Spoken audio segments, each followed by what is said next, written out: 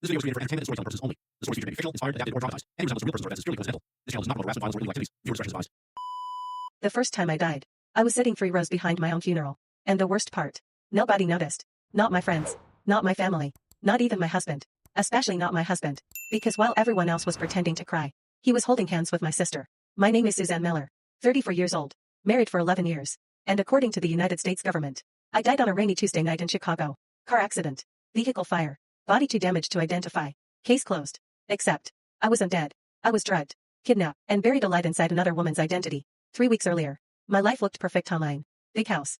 Successful husband. Vacation photos. Matching Christmas pajamas. You know, the fake American dream everybody posts while secretly falling apart. My husband, Daniel, owned a luxury real estate company. Rich clients. Expensive suits. Perfect smile. The kind of man women trusted instantly. And maybe that should have been my first warning. Because men who are good at selling dreams usually lit double lids. Babe, you forgot your phone. I handed Daniel his phone one morning before work. For half a second, his face changed. Tiny. Almost invisible. But I saw it. Fear. Then he smiled again. Thanks, Susie. Susie. God, I hate that nickname now. Because the second he took the phone, he turned it face down. People only do that when they're hiding something. That night, I woke up at 2 a.m. Daniel wasn't in bed.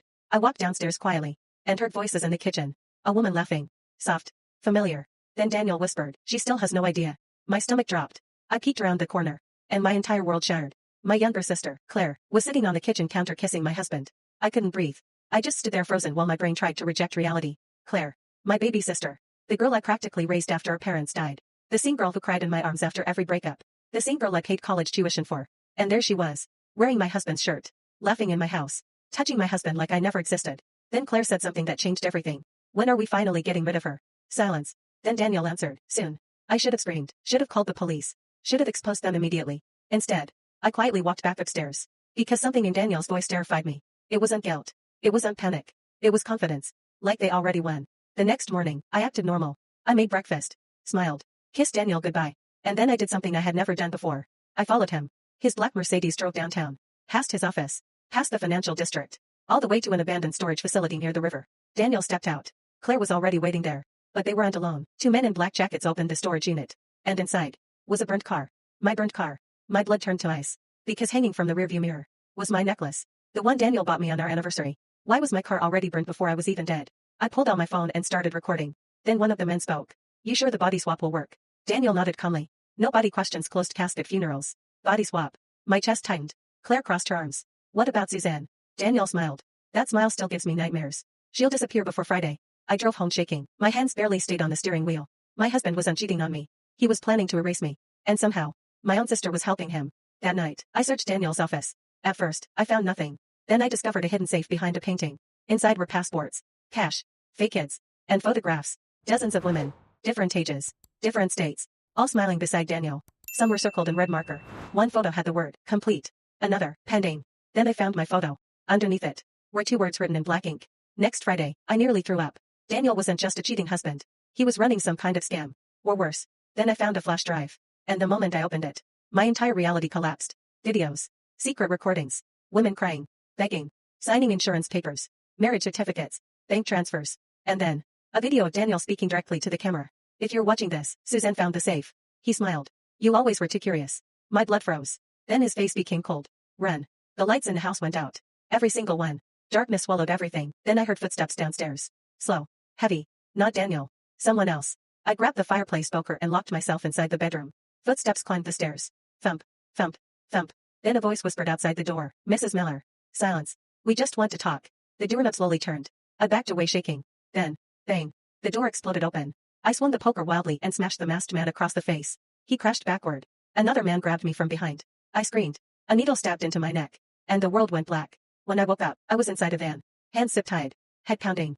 Rain hammered the roof. Across from me sat Claire. My sister. Calmly scrolling through her phone.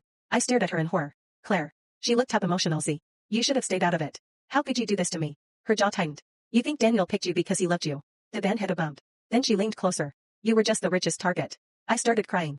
Not because I was scared. Because in that moment, I realized my entire marriage was fake. Every anniversary. Every kiss. Every "I love you." A performance. Daniel had married women for money. Staged their deaths. Stole everything. And vanished. Over and over again. I wasn't his wife. I was his next victim. The van stopped near a bridge overlooking dark water. One of the masked men opened the doors. Daniel stepped out of the rain wearing black gloves. He looked beautiful. And completely evil. He crouched in front of me. You could have lived comfortably, Suzanne. I spit in his face. His smile vanished instantly. Then he whispered, wrong choice. They dragged me toward the edge of the bridge. I fought like an animal. Screaming, kicking, crying. Cars rushed past overhead while rain blinded my vision. Then suddenly, police sirens exploded in the distance. Everyone froze. Claire panicked. Daniel cursed. And in that split second, I jumped. The freezing river swallowed me whole.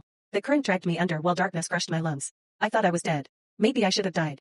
But somehow, I survived. A homeless man found me unconscious near the riverbank hours later. No ID. No phone. No proof I even existed anymore. And according to the news the next morning, Suzanne Miller was dead. I watched my own funeral from the back row wearing a stolen coat and sunglasses. Rain tapped against the church windows.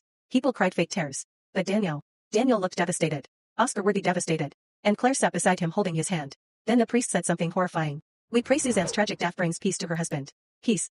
They murdered me for peace. That's when rage replaced fear. And I made myself a promise. If the world thought Suzanne Miller was dead, then maybe it was time to become someone else. Someone dangerous. 6 months later, Daniel was on top of the world. New penthouse. New clients. And according to tabloids, a new fiancée. Claire. My own sister. But what Daniel didn't know was that every dollar he stole, I was secretly taking back. Every offshore account. Every hidden transfer. Every fake identity. I learned everything. Because monsters always leave patterns. And eventually, patterns become evidence. Then came the night everything ended. Their engagement party. Rooftop ballroom. Hundreds of wealthy guests. Champagne. Diamonds. Music. Daniel stood on stage smiling while Claire showed off her ring. Then the giant projector behind them turned on. Daniel frowned. That's not part of the presentation. The room went silent. And suddenly, the videos began playing. Every victim. Every scam. Every confession. Every recording. Women crying. Bodies disappearing. Daniel's face drained of color. Claire started screaming. Guests pulled out phones. Someone yelled, call the police. Then I stepped out of the crowd. Alive. The entire ballroom froze. Claire looked like she'd seen a ghost. Which honestly, she had. Daniel whispered, Suzanne. I smiled for the first time in months. Miss me. Police stormed the ballroom seconds later. Daniel tried to run. But rich people run slow. They tackled him near the champagne tower. Glass exploded everywhere. Claire collapsed crying while cameras flashed non-stop. And as Daniel was dragged away in handcuffs, he looked at me one last time. Not with love. Not with regret. With hatred. Because for the first time in his life, his victim survived. And me. People always ask if I ever forgave my sister. No, some betrayals don't deserve forgiveness. Some people destroy the word family forever. But I did learn something. The scariest monsters in America don't hide in dark alleys.